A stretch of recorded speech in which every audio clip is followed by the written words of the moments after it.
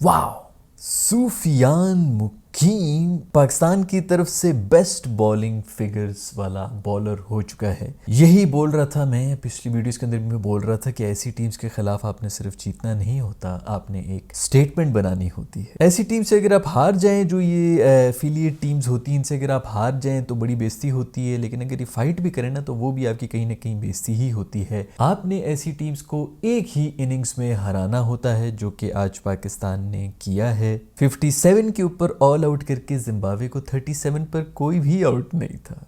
20 runs के ऊपर सारी विकेटें ले ली। एक टाइम तो ऐसा आ गया था कि मुझे लगा कि आज 200 खाने लगे हैं हम, क्योंकि यही कोई 41 रन पड़े हुए थे। 3 ओवरों में 37 रन हो चुके थे और कैप्टन को फौरन बॉलिंग चेंज करनी पड़ी। उन्हें जो है अब्बास अफरीदी को और रूफी को लाना पड़ा, जिन्होंने बहुत बेहतरीन बॉलिंग करके मोमेंटम अपनी तरफ शिफ्ट कर लिया और फिर जो रही सही कसर थी वो मिस्टर सुफियान मुकीम ने पूरी कर ली। 3 रन देकर 5 विकेटें हासिल की हैं। मैं शुरू में तो देख रहा था फिगर्स, मुझे ऐसा लग रहा था सिर्फ 5 रन देकर 3 विकेटें, लेकिन ये इसके उल्टा है। और पाकिस्तान की तरफ से सबसे बेहतरीन परफॉर्मेंस का भी ये मुजाहिरा हो चुका है। इससे पहले अगर किसी ने परफॉर्मेंस दी थी इस किस्म की T20I के अंदर तो वो थे मेरे दोस्त गुल्ली उमर गुल, जिनको रिटायर्ड हुए हुए 9,993 साल हो चुके हैं।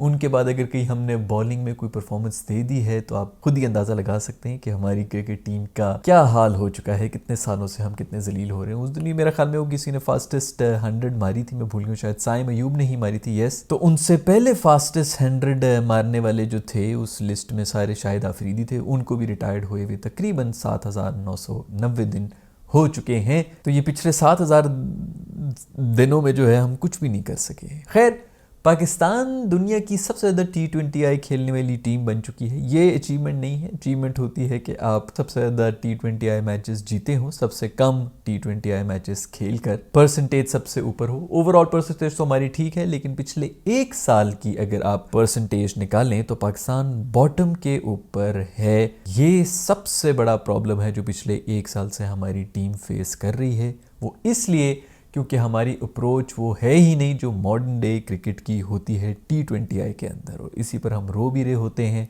लूसी कप्तानी, लूसी अप्रोच, कोई इंटेंट नहीं, ये सब कुछ हम करते रहे हैं T20I के अंदर। ODI की इनिंग्स इसीलिए जलील हो होकर इतना गंदा रिकॉर्ड हम बना चुके हैं, सो ये ज्यादा मैटर करता है। खैर, जिम्बाब्वे के लिए ये अलार्मिंग चीज है कि चलो ठीक है, हारना तो एक बात है, लेकिन इतना बुरा कोलैप्स पिछले मैच में भी इसी तरह बहुत ही बुरा कोलैप्स हुआ था। बीच में एक फुलझड़ी जरूर मारते हैं, एक हाइप क्रिएट कर देते हैं, और आज भी 37 पर कोई आउट नहीं था। और उसके बाद ऐसे इस तरह पूरी बिल्डिंग जो है इन्होंने चिप्स के ऊपर खड़ी की। थोड़ा सा रेजिस्ट कर लो दोस्तों। जिम्बाब्वे ने भी अपनी हिस्ट्री का सबसे लोएस्ट T20I का टोटल बना दिया है, वो भी होम कंडीशंस के ऊपर। इससे पहले दुनिया में खेलते रहे लेकिन कभी इतना मैं कोई 81 इनका होगा, दूसरा जो लोएस्ट था। इसके बाद अंदर की खबर, अंदरून खबर जो है, आप लोग इस सेगमेंट का ज़्यादा वेट करते हैं, तो अंदर की खबर भाई फिर आपका लेकर आ चुका है। और इस दफ़ा अंदर की खबर ये है कि मिस्टर शादाब जो है वो खून के आंसू रोए हैं।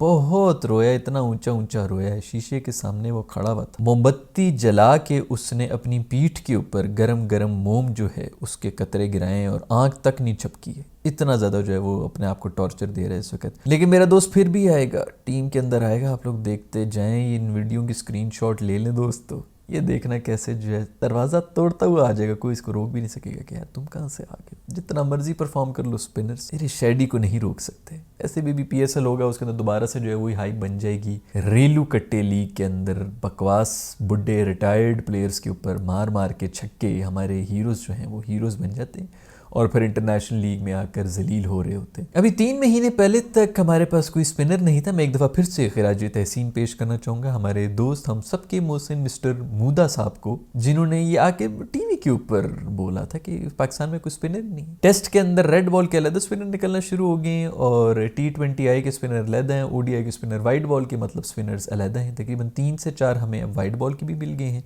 और तकरीबन 3 ही हमें रेड बॉल के स्पिनर भी मिल चुके हैं पिछले 2 महीने के अंदर। और पिछले 1-2 साल से हमें यही बताया जा रहा था कि पाकिस्तान के अंदर कोई भी स्पिनर नहीं है, ताकि जो लोगों की टीम में जगह बनी हुई है वो कायम रहें, कि पीछे कोई रिप्लेसमेंट ही नहीं है भाई। अगर आपको याद हो तो कोई बीमार है क्या जब हुई थी उसके बाद भी मोहसिन नकवी साहब ने यही आके प्रेस कॉन्फ्रेंस में कहा था कि भाई हम सर्जरी तो कर लें, इनकी तो कोई रिप्लेसमेंट ही नहीं, क्योंकि उनको फीडबैक ही ये दिया जाता था कि कोई रिप्लेसमेंट किसी की भी नहीं है, ना बैटर्स में, ना फास्ट बॉलर्स में, ना ही स्पिनर्स में। पूरा पाकिस्तान जो है वो वीडियो गेम में खेलना शुरू हो गया है। अब पाकिस्तान में कोई भी क्रिकेट नहीं खेलता है। ये सब जो स्पिनर निकल के आ रहे हैं, ये हमने दूसरी कंट्रियों से चोरी करके इनके सर के ऊपर चोट मारी, इनकी यादाश्त खोई और फिर इनको कहा कि तुम पाकिस्तान की तरफ से एक इंटरनेशनल स्पिनर हो। इनको कुछ पता नहीं किसके बेटे हैं, किस नस्ल से हैं।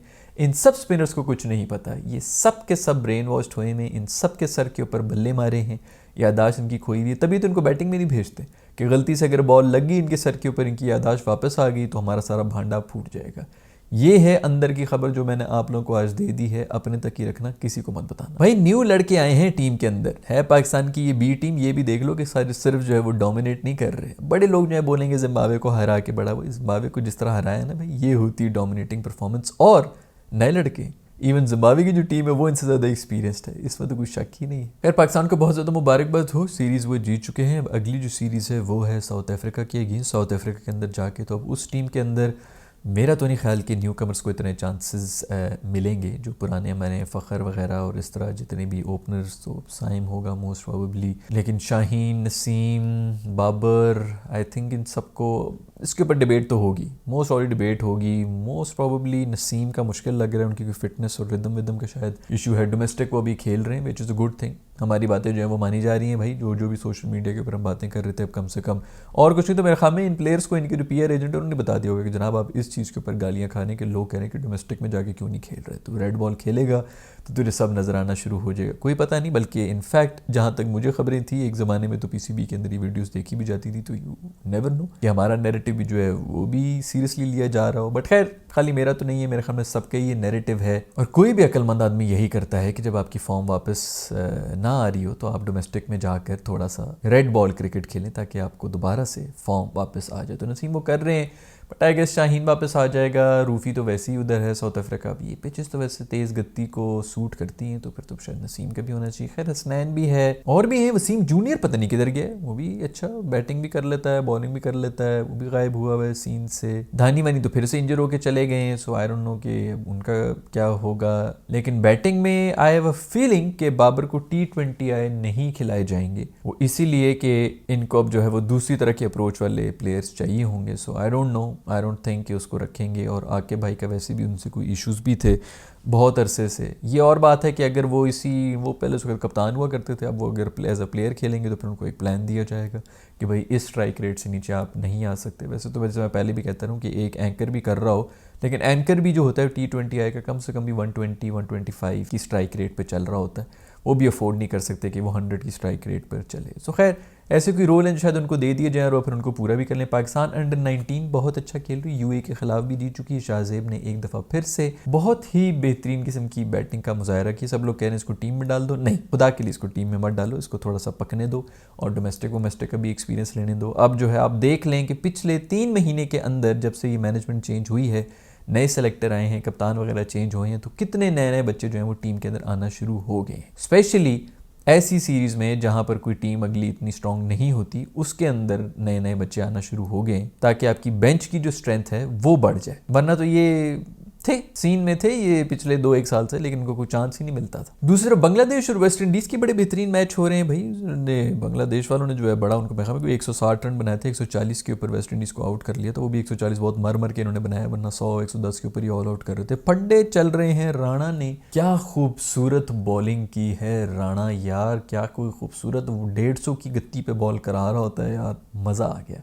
बेहतरीन फास्ट बॉलिंग, सर पे मारे बाउंसर हेलमेट तोड़ रहे, ये वो फंडे शुरू हो गए। विंडीज और मेरे दोस्त बंगालियों के बीच में ऐसे फंडे हुए हैं, माँ बहन की गालियाँ, बहुत गंदी इतनी गंदी गालियाँ, मैं यहाँ पे उसके बारे में जिक्र करना भी नहीं चाहता। तो ऐसी गंदी गालियाँ पड़ी हैं इन्हें। बट खैर बांग्लादेश ने अच्छी कोई मैं 282 इस तरह कोई एक टारगेट दे दिया है वेस्ट इंडीज़ को, जो कि आसान नहीं होगा। अभी जहाँ तक बात है तो वेस्ट इंडीज़ की मैं 100-110 के ऊपर 4 आउट हो गए हैं, तो काफ़ी हद तक गेम बांग्लादेश के हाथ में है, जो कि बहुत ही अच्छा साइन है। आई विश कि बांग्लादेश ये मैच जीते। पिछले वाले के अंदर वैसे बेचारों की बड़ी बेइज्जती हो रही थी कि 280 करके तुम लोग डिक्लेयर क्यों कर रहे हो। खैर ये खबरें हैं दुनियाई क्रिकेट की। इसके अलावा वो जो पाकिस्तान इंडिया का मेला लगा लगा हुआ है, जो झमेला मचा हुआ है, उसके अंदर कोई खबर आ रही उड़ती उड़ती ये आ रही है कि इंडिया ने इनकार कर दिया है। पाकिस्तान ने जो हाइब्रिड मॉडल, जो पार्टनरशिप मॉडल उन्होंने बेसिकली प्रपोज किया था कि बस ठीक है हम लोग हाइब्रिड मान जाएंगे, लेकिन आपके साथ भी फिर हम हाइब्रिड पे ही खेलेंगे, हम भी इंडिया नहीं आएंगे 3 साल के लिए, ये कॉन्ट्रैक्ट हो नहीं, इस किस्म की बात है। तो मैंने सुना ये है कि इंडिया ने टोटली इनकार कर दिया है।